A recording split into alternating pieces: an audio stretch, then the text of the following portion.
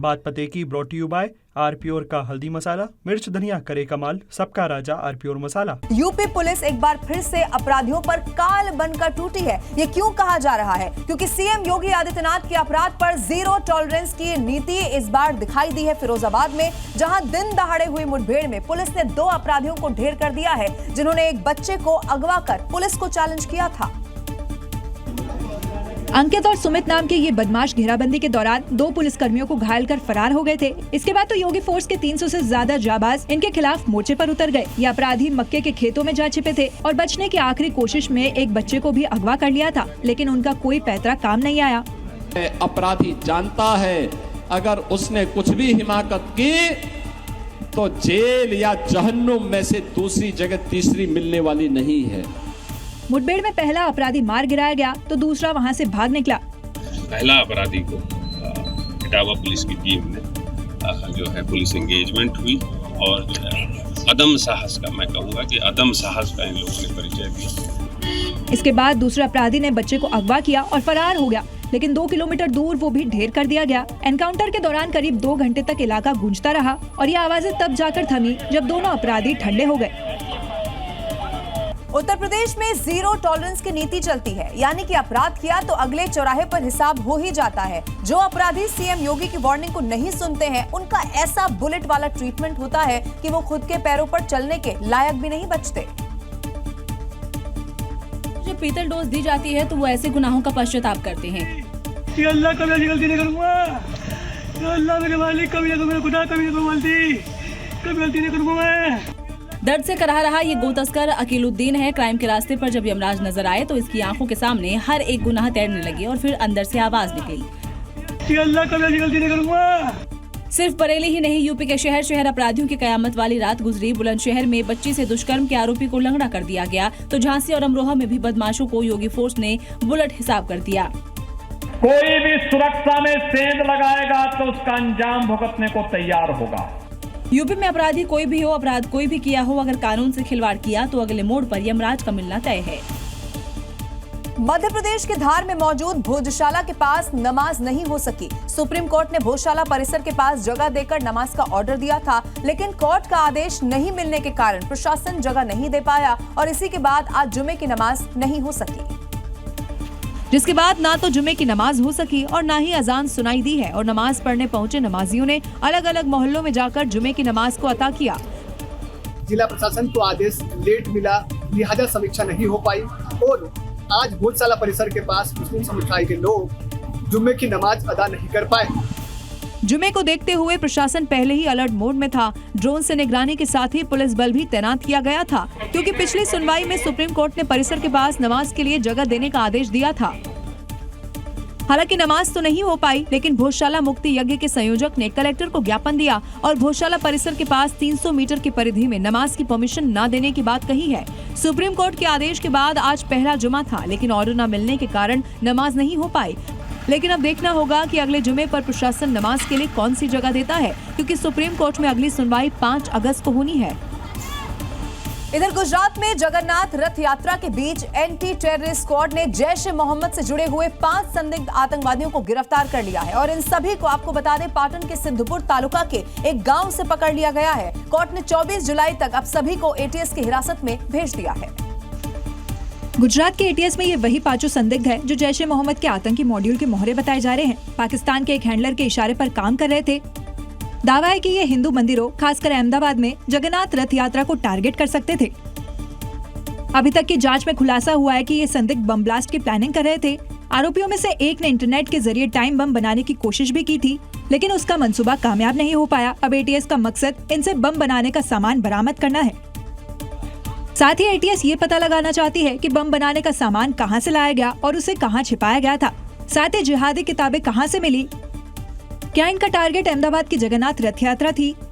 इससे पहले गुजरात एटीएस ने जैश से जुड़े 8 संदिग्धों को पकड़ा था, जिनकी निशानदेही के बाद ये गिरफ्तारी हुई है। उत्तर प्रदेश के सहारनपुर में 70 साल पुरानी अवैध मस्जिद अब टूटने वाली है, क्योंकि कोर्ट ने मस्जिद को हटाने के लिए 17 अगस्त तक का अल्टीमेटम दिया है। अगर इस बीच कब्जाधारी ये कब्जा नहीं हटाते हैं तो फिर कानून अपना काम करेगा, जिसे अंजाम देने के लिए योगी सरकार का बुलडोजर हमेशा तैयार रहता है। क्योंकि यूपी में जहां भी अवैध निर्माण या कब्जा होता है उसका इलाज योगी का महाबली ही करता है। अब इस लिस्ट में सहारनपुर कलेक्ट्रेट परिसर में बनी 70 साल पुरानी अवैध मस्जिद का नाम आ गया है। और इसकी शिकायत मैंने जनवरी 2025 को प्रदेश के मुख्यमंत्री माननीय योगी आदित्यनाथ जी को लखनऊ में मिलकर और पूरे प्रकरण से अवगत कराया था और मुख्यमंत्री कार्यालय ने पूरे मामले की जांच करते हुए कार्रवाई का निर्देश स्थानीय प्रशासन को दिया था। दरअसल नगर मजिस्ट्रेट की कोर्ट के मुताबिक सरकारी भूमि के 315 वर्ग मीटर हिस्से पर अवैध निर्माण है। कोर्ट ने 30 दिन के अंदर खुद कब्जा हटाने का निर्देश दिया। साथ ही 6,41,65,565 रुपए का जुर्माना भी लगाया। यानी अवैध निर्माण भी हटेगा और जुर्माना भी देना होगा। और इस अवैध मस्जिद को हटाने के लिए काउंटडाउन शुरू हो गया है और 17 अगस्त तक कब्जा न हटने पर बुलडोजर गरजना शुरू हो जाएगा। उत्तर प्रदेश में योगी फोर्स ने ऑपरेशन साई वज्र चला रखा है और इस ऑपरेशन के तहत पिछले 48 घंटे की अगर बात की जाए तो अलग अलग शहरों में कार्रवाई की गई है, जिसके तहत साइबर ठगी करने वाले गिरोह का बड़ा खुलासा हो गया है और कई आरोपी तो पुलिस की गिरफ्त में भी अब आ चुके हैं। और ये उसी ऑपरेशन साई वज्र की तस्वीर है, जिसके तहत साइबर ठगी के जरिए लोगों को शिकार बनाने वालों पर वज्र गिरा है, जिसके तहत अब तक 773 साइबर अपराधियों को गिरफ्तार किया गया है। साथ ही करीब 1158 करोड़ रुपए की साइबर ठगी का पर्दाफाश हुआ। लखनऊ में एक अपार्टमेंट में फर्जी कॉल सेंटर पर छापा मारा गया, जहां से कुछ लोगों को अरेस्ट के साथ ही कुछ को हिरासत में लिया गया। कई इलेक्ट्रॉनिक उपकरण जब्त किए गए। नोएडा में ऑनलाइन प्रोडक्शन प्रमोशन के नाम पर फर्जी कॉल सेंटर का खुलासा हुआ है। गिरोह प्रमोशन और खरीदार के बहाने व्यापारियों से मोटी रकम वसूलते थे और फिर गायब हो जाते थे। अब तक पति पत्नी समेत 47 आरोपी अरेस्ट हो चुके हैं। आजमगढ़ में 84 करोड़ के साइबर फ्रॉड का पर्दाफाश हुआ है। आरोपी ऑनलाइन ट्रेडिंग और डिजिटल अरेस्ट कर ठगी करते थे। आरोपी कमीशन के बदले बैंक खाते भी मुहैया करवाते थे। ऑपरेशन साइबर वज्र के तहत पुलिस ने 3 इंटरनेशनल साइबर ठग अरेस्ट किए।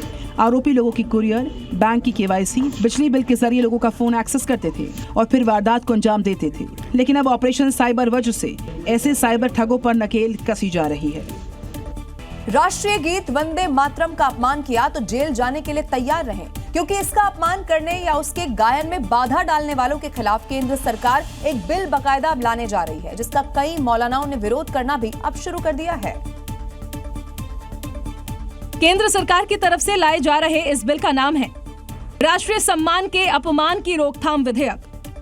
संसद में पारित हो जाने के साथ ही ये कानून राष्ट्रीय गीत का अपमान करने को दंडनीय अपराध बना देगा। ये बिल 20 जुलाई से शुरू हो रहे मॉनसून सत्र में लाया जा सकता है। इसके तहत राष्ट्रीय गीत भी राष्ट्रीय गान, राष्ट्रीय ध्वज और संविधान की श्रेणी में लाया जाएगा और जिसमें आरोप साबित होने पर 3 साल तक की सजा हो सकती है। मतलब मॉनसून सत्र में संसद को गरमाने वाला एक और मुद्दा विपक्ष के हाथ लग गया है और सत्ता पक्ष को उन्हें देश विरोधी साबित करने का। इधर दिल्ली में गरीबों को मिलने वाले राशन को लेकर रेखा गुप्ता सरकार एक नया स्मार्ट पीडीएस सिस्टम बनाने की तैयारी में है। खबर यह है कि बहुत जल्द ही पूरे शहर में स्मार्ट पीडीएस प्रोजेक्ट को लागू कर दिया जाएगा। अब इस नए सिस्टम के बारे में आपको और भी बताते हैं। इस नए सिस्टम के आने से राशन कार्ड से जुड़ी हुई तमाम सेवाएं और अनाज का जो वितरण है वो पूरी तरह से डिजिटल हो जाएगा, जिससे राशन की कालाबाजारी और धांधली पर लगाम लगेगी। ऐसा दावा सरकार की तरफ से किया जा रहा है। कहा तो ये भी जा रहा है कि इस नई डिजिटल बदलाव से अब राशन कार्ड धारकों को सरकारी दफ्तरों के चक्कर नहीं काटने पड़ेंगे और राशन वितरण की लाइव ट्रैकिंग भी इससे संभव हो सकेगी। अब आपको ये भी बताते हैं इस नए सिस्टम के आने से दिल्ली में क्या कुछ बदल जाएगा। सबसे पहले आप ये जानिए, एक तो राशन कार्ड जो है वो अपग्रेड होकर क्यूआर कोड से लेस हो जाएंगे। इसके अलावा जिसमें डिजिटल वेरिफिकेशन की सुविधा भी होगी। लाभार्थियों की पहचान के लिए फेस रीडिंग मशीन लगाई जाएगी, यानी कि सब कुछ और आसान हो जाएगा। इसके अलावा आपको बताते हैं बायोमेट्रिक मशीन से वेरिफिकेशन को यहाँ पर हटाया जा सकेगा। घर बैठे अपने राशन से जुड़ी हुई पूरी जानकारी क्या है आप वहीं से ट्रैक कर पाएंगे। किसी का नाम जोड़ना हो, किसी का नाम हटाना हो, सब कुछ ऑनलाइन हो जाएगा। आपको दफ्तरों के चक्कर नहीं काटने पड़ेंगे। आपकी ही लाइफ को कैसे और आसान बनाया जाए, इसी के लिए सरकार इसकी कोशिश कर रही है। देखिए, आपको यह भी बता दें, उत्तर प्रदेश से लेकर उत्तराखंड तक इस वक्त कावड़ यात्रा धूमधाम से निकलती है। शासन से लेकर प्रशासन तक बाबा के भक्तों का विशेष ख्याल रखा जा रहा है। ऐसे में अब बिहार सरकार ने कावड़ यात्रा का प्रमोशन करने वालों को इनाम देने का ऐलान कर दिया है।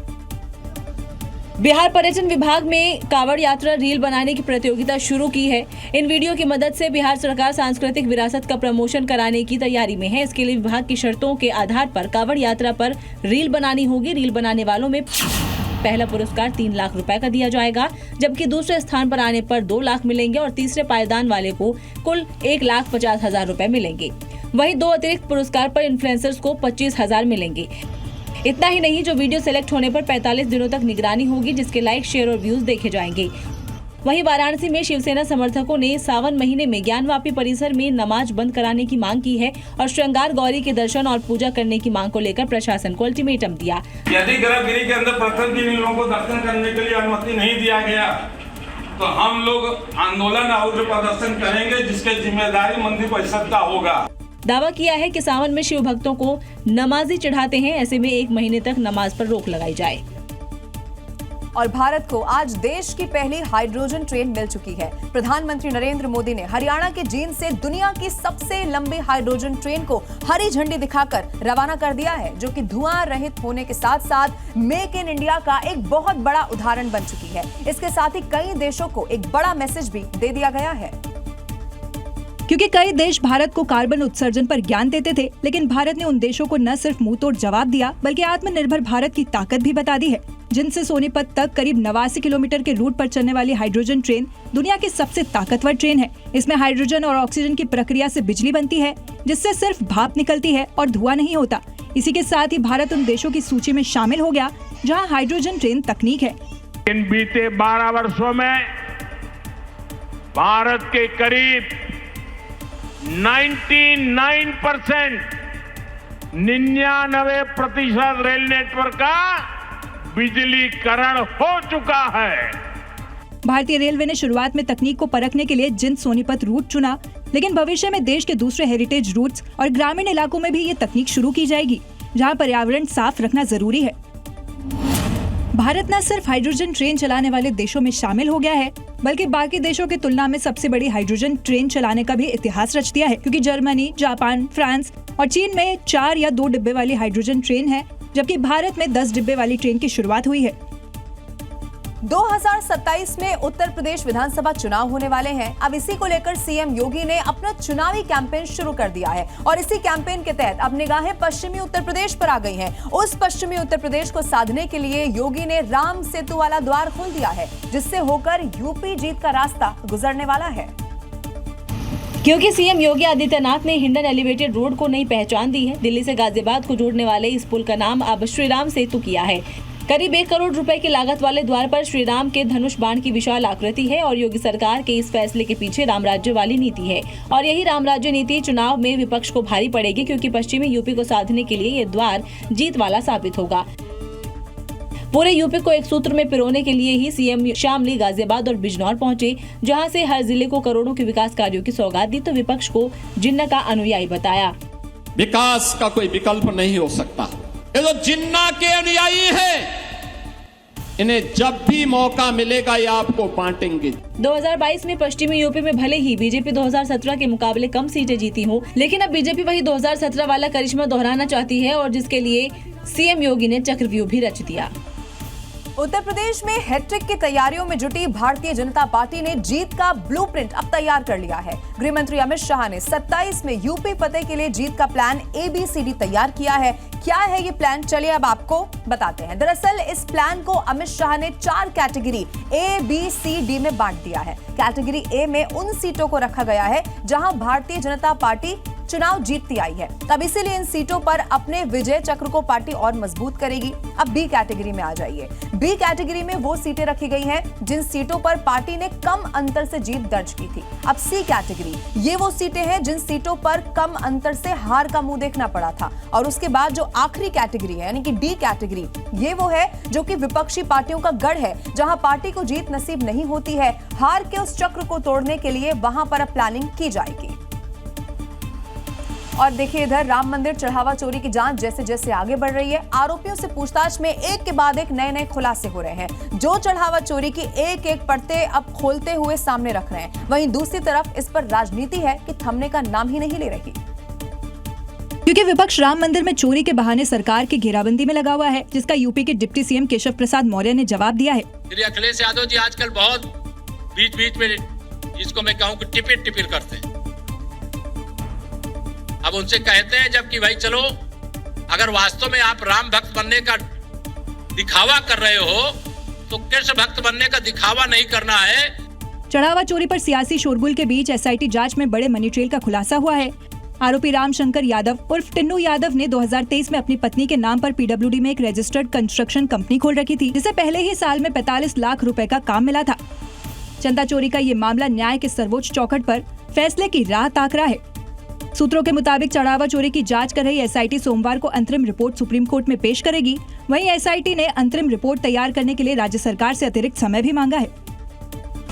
दिल्ली में महिला बीएलओ के साथ बदसलूकी करने का मामला सामने आया है। आरोप इस बात का है कि एसआईआर का काम कर रही महिला टीचर के साथ 4 लोगों ने गलत व्यवहार किया, जिनको दिल्ली पुलिस ने गिरफ्तार कर उनकी परेड निकाल दी। क्योंकि इन्हीं 4 आरोपियों पर महिला बीएलओ से एसआईआर के दौरान बदतमीजी करने का आरोप है, जिसकी शिकायत पर पुलिस ने चारों आरोपियों को सबक सिखाने के लिए धर लिया और फिर मीडिया के सामने परेड निकाल दी, जो अब अपनी शर्मनाक करतूत पर चेहरा छिपाते घूम रहे हैं।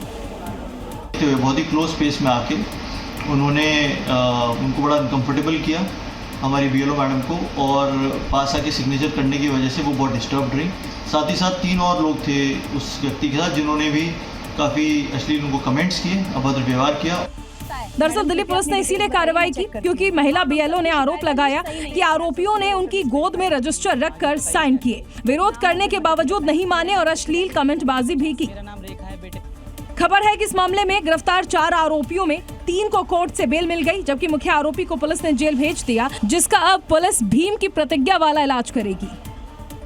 उत्तर प्रदेश के गाजियाबाद में एक बड़ा ही सनसनीखेज मामला सामने आया है, जहां पर एक मनचले ने छेड़खानी का विरोध करने पर एक लड़की को छत से नीचे फेंक दिया। इसमें उसकी मौत की भी खबर है। घटना को अंजाम देने के बाद फरार हुए आरोपी को पुलिस ने आखिरकार गिरफ्तार कर लिया।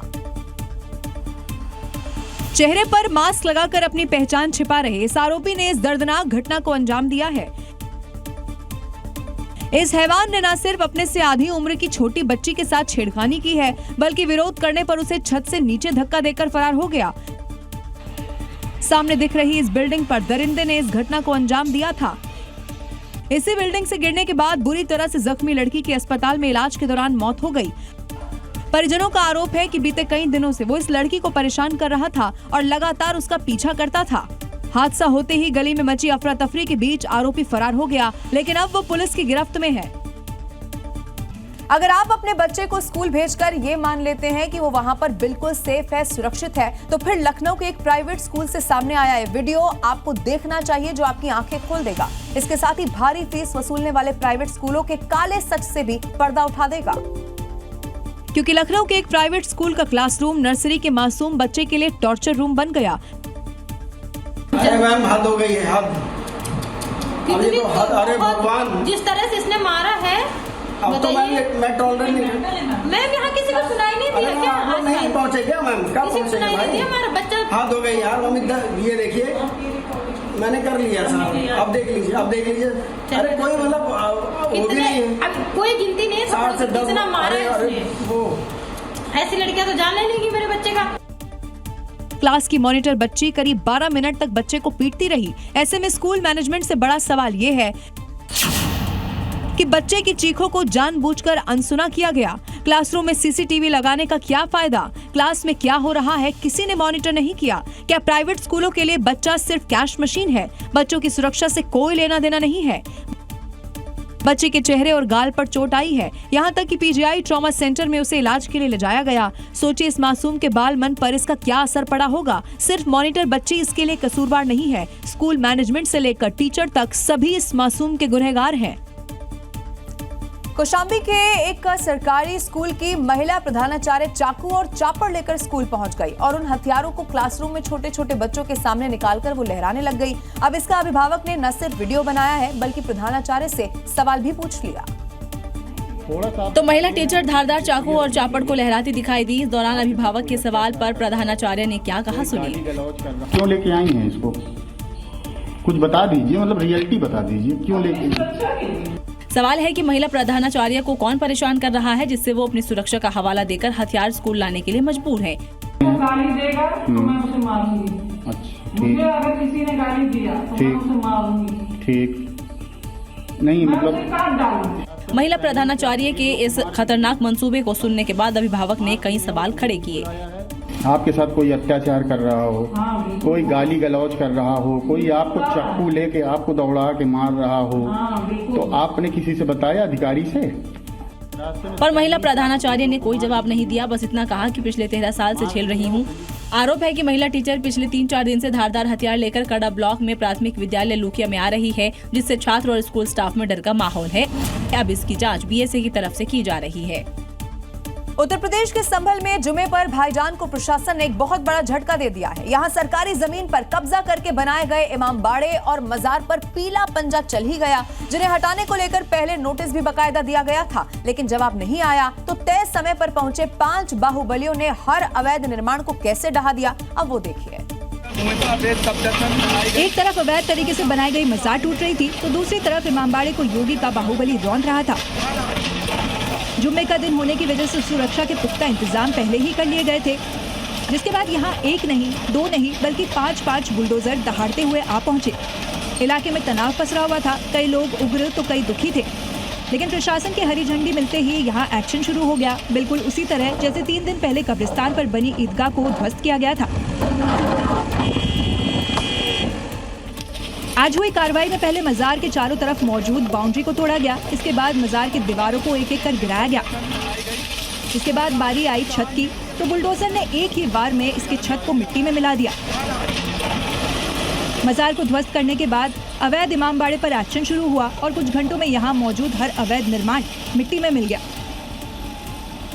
देश में आप अभी जिन नोटों का इस्तेमाल लेन देन के लिए करते हैं, उनकी जगह बहुत जल्द ही नए नोट लेने वाले हैं, क्योंकि आरबीआई ने खास नए नोटों की छपाई के लिए बाकायदा कंपनियों से वैश्विक स्तर पर अब टेंडर भरने के लिए विज्ञापन जारी कर दिया है। आपको बताएं, रिजर्व बैंक ऑफ इंडिया बहुत जल्द ही देश में प्लास्टिक यानी कि पॉलीमर से बने नोटों का पहला पायलट प्रोजेक्ट शुरू करने जा रहा है। कहा यह जा रहा है कि देश में नए जनरेशन की करेंसी लाने के लिए आरबीआई का अगला कदम है, और इसका मतलब ये बिल्कुल भी नहीं है कि मौजूदा कागजी नोट तुरंत चलन से बाहर हो जाएंगे, क्योंकि आरबीआई ने यह भी साफ कर दिया है कि नई करेंसी पुराने पेपर नोटों की जगह नहीं लेने वाली है। अब इसीलिए आपको ये बता दें, रिजर्व बैंक शुरुआती फेज में सबसे पहले छोटी वैल्यू के नोटों पर इसकी टेस्टिंग कराने वाला है। सूत्र तो ये भी बता रहे हैं कि पहला पायलट जो प्रोजेक्ट होगा वो 10 और 20 रुपए के छोटे जो नोट होंगे उनके साथ शुरू हो जाएगा। इसी ट्रायल के नतीजों और अनुभवों के आधार पर भी आरबीआई आगे का फैसला लेने वाला है। अगर टेस्टिंग इसी तरह से सफल रहती है तो फिर 2027 में ये वो साल होगा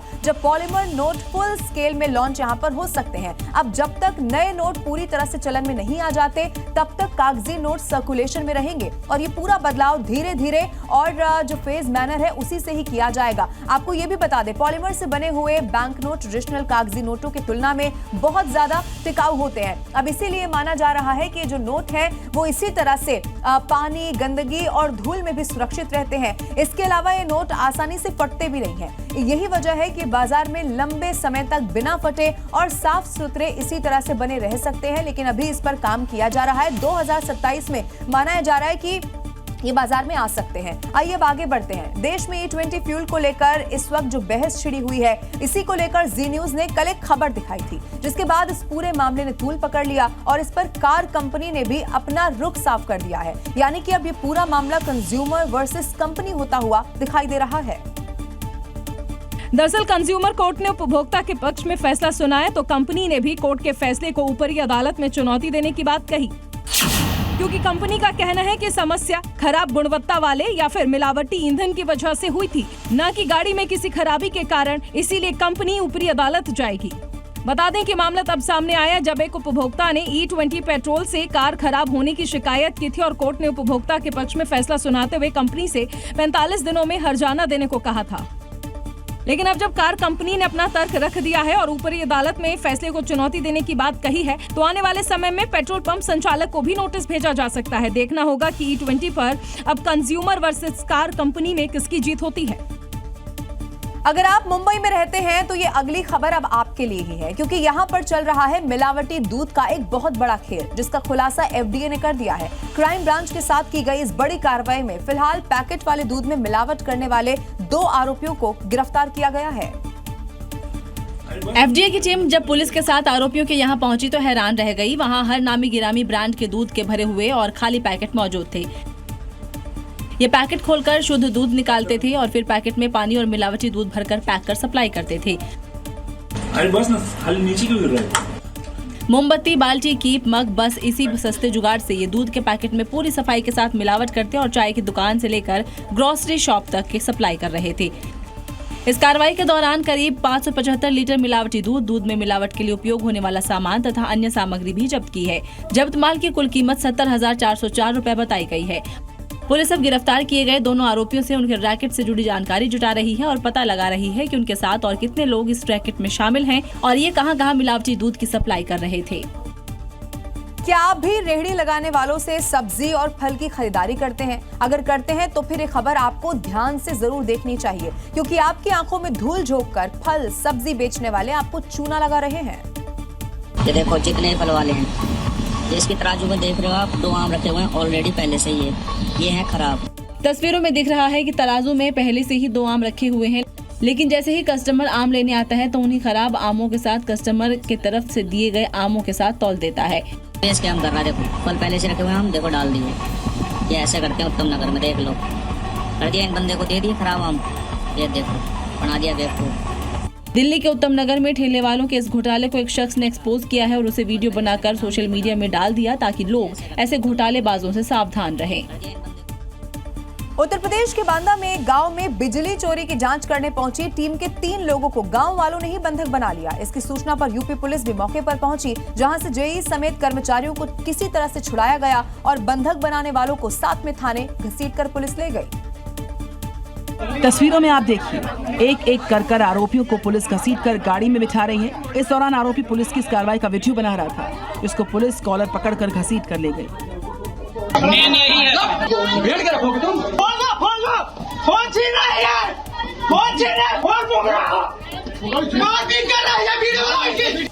पुलिस ने कार्रवाई तब की जब आरोपियों ने जेई और कर्मचारियों को बंधक बना लिया। इसकी सूचना मिली तो पुलिस मौके पर आई, जहां बंधक बनाने की पुष्टि भी आरोपी ने खुद की है। तब हुआ इसका अरे भैया नहीं बैठे हैं, बोल तो रहे हो ना, तो अभी क्या जाके अंदर बैठे हो। जिसके बाद पुलिस ने गेट खोला और बंधक जेई समेत कर्मचारियों को बाहर किया और फिर आरोपियों की दबंगई निकालने के लिए मौके से धर दबोचा किया उसको। इसका विरोध उसकी दादी करती नजर आई।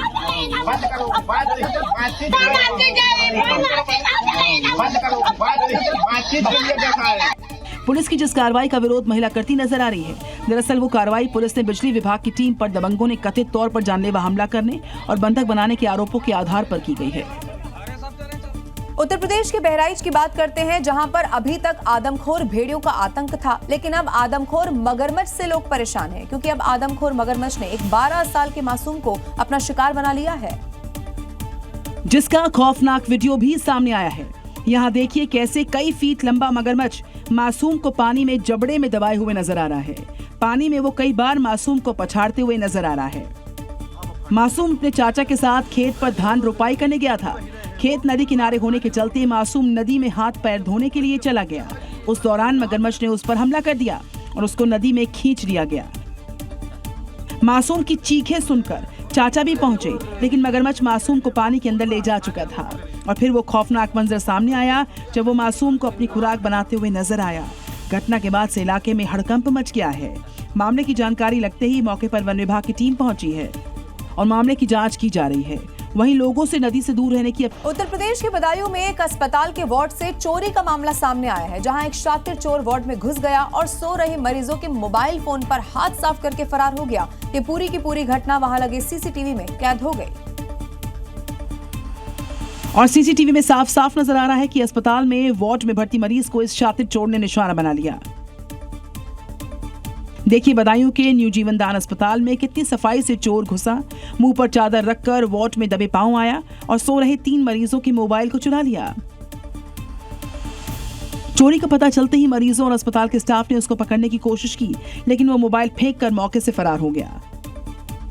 घटना की सूचना पर पुलिस ने सीसीटीवी के आधार पर इस शातिर मोबाइल चोर की तलाश शुरू कर दी है। पुलिस के अनुसार आरोपी को जल्द ही गिरफ्तार कर लिया जाएगा। कहते हैं कि डूबते को एक तिनके का भी सहारा होता है। महाराष्ट्र में किसी तरह का मामला सामने आया जब तेज बहाव में फंसे एक युवक को कपड़ों की रस्सी बनाकर मौत के मुंह से निकाल दिया गया। अगर थोड़ी भी देर हो जाती तो तेज बहाव में फंसा युवक कई फीट गहरी खाई में गिर जाता। इसकी किस्मत अच्छी थी जो कुछ लोग मौत के भंवर में फंसे इस युवक के लिए देवदूत बनकर आ गए उन्होंने वक्त गंवाए बिना कपड़े की रस्सी बनाई और इसे मौत के सैलाब से बाहर निकाला। जिंदगी और मौत के बीच हुए संघर्ष का ये वीडियो महाराष्ट्र के मालशेज घाट के एक वाटरफॉल का है, जब ट्रैकिंग के दौरान युवक फिसलकर तेज बहाव में फंस गया। उसने किसी तरह एक बड़े पत्थर को पकड़कर खुद को बहने से बचाया, जिससे वहां मौजूद लोगों को उसे बचाने का वक्त मिल गया। उन्होंने जल्दी से कपड़ों की रस्सी बनाई और डूब रहे युवक को किसी तरह तेज बहाव से निकालकर नई जिंदगी दी। जिस होशियारी और जाबाजी से इन लोगों ने युवक को मौत के मुंह से निकाला, उसके लिए वहां मौजूद बाकी लोगों ने ताली बजाकर इसकी तारीफ की। बिहार के समस्तीपुर में बेखौफ बदमाशों ने एक ज्वेलर्स की दुकान को निशाना बना दिया है। गाड़ी में सवार बदमाश ज्वेलर शॉप पर पहुंचे और लूट का विरोध करने पर दुकान संचालक के पैर में गोली मार दी। हालांकि लूट की कोशिश नाकाम साबित हुई। देखिए, सीसीटीवी में साफ नजर आ रहा है, सफेद रंग की बोलेरो कार में सवार करीब 7 बदमाश आते हैं और बड़े ही बेखौफ होकर ज्वेलर की शॉप में घुसते हैं। अंदर जाकर दुकान संचालक से लूट की कोशिश करते हैं, लेकिन जब दुकानदार विरोध करता है तो पहले डिस्प्ले काउंटर पर हाथ से बंदूक लेकर पटकता है। दुकान संचालक के लगातार विरोध पर बदमाशों ने फायरिंग कर दी। इस दौरान पांव में गोली लगने से दुकान संचालक जख्मी हो गया। इसके बाद बदमाश भाग निकले, लेकिन दुकान के बाहर भी कई राउंड फायरिंग की गई। पूरी घटना वहां पर लगे सीसीटीवी कैमरों में रिकॉर्ड हो गई है। घटना की जानकारी मिलने पर पुलिस का कहना है कि सीसीटीवी फुटेज के आधार पर आरोपियों की पहचान की जा रही है, क्योंकि बेखौफ बदमाश ने फिर से बिहार में कानून को चुनौती दी है। मध्य प्रदेश के दमोह में पुलिस ने बदमाशों पर सख्त एक्शन ले लिया है, जहां शराब दुकान में तोड़फोड़ और उत्पात मचाने वाले 6 आरोपियों को गिरफ्तार किया गया और कोर्ट में पेशी से पहले आरोपियों का शहर में पैदल जुलूस भी निकाल दिया गया। जहां आरोपी सरेराह सिर झुकाकर चलते नजर आ रहे हैं। देखिए कैसे इन उत्पातियों को सड़क पर पैदल मार्च कराया जा रहा है। इन आरोपियों ने 15 जुलाई की रात एक शराब दुकान में तोड़फोड़ की थी और बड़ी मात्रा में नुकसान पहुंचाया था। इसके बाद मामले की जांच के लिए अलग अलग टीमें बनाई गई।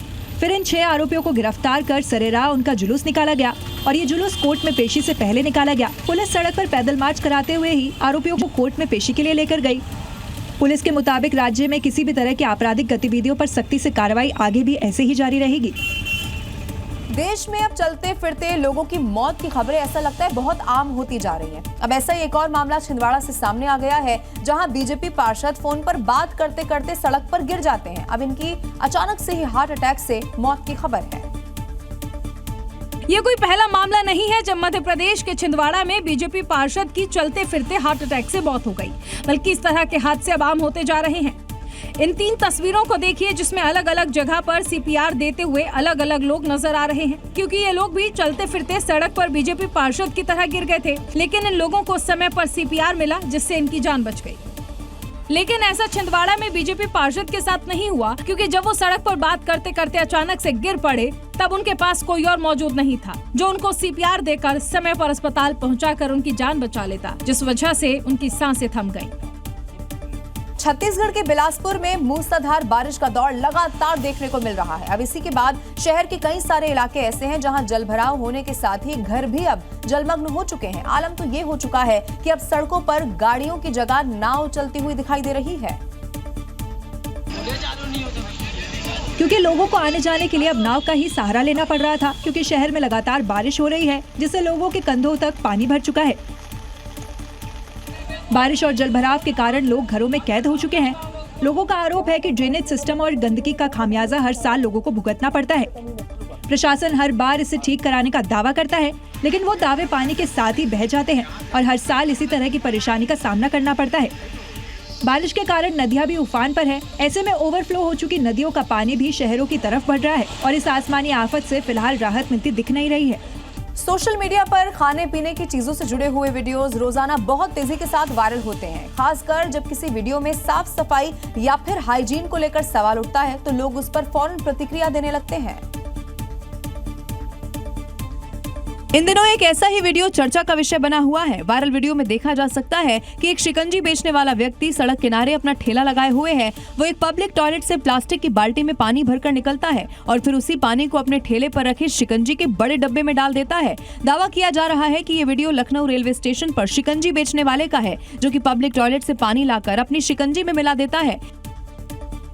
इस वीडियो के सामने आने के बाद सोशल मीडिया पर लोगों ने फूड सुरक्षा और साफ सफाई को लेकर चिंता जाहिर की है। मीठा या नमकीन, चाहे जैसे खाओ, 100% सूजी से बनी आर प्योर वर्मिसेली, स्वादिष्ट, सेहतमंद हर रोज।